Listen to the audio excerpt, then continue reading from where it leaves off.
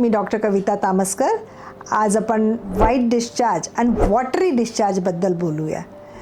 वॉटरी discharge normally ट्रायकोमोनास इन्फेक्शनमुळे होतं. ट्रायकोमोनास हा एक प्रोटोझोवल इन्फेक्शन आहे आणि त्याच्यामुळे जेव्हा वजायनल इन्फेक्शन होतं तर खूप खाज येते, वजायनाला रेड होतो. आणि हे कशामुळे होतं तर बऱ्याच वेळा ट्रायकोमोनाल इन्फेक्शन सेक्शुअली ट्रान्समिटेड आहे आणि अनहायजेनिक टॉयलेट यूज केल्यामुळे पण हे होऊ शकतं.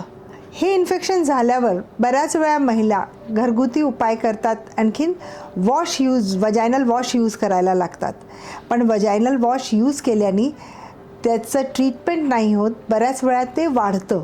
त्याचं रिझन वजायनामध्ये नॉर्मल बॅक्टेरिया असतात आणि त्याच्यामुळे वजायनल pH ॲसिडिक असतो. ह्या वॉशमुळे ते नॉर्मल बॅक्टेरियासुद्धा मरण पावतात आणि त्याच्यामुळे वजायनाचं डिफेन्स मेकॅनिझम वीक होतं आणि हे इन्फेक्शन अजून वाढायला लागतात.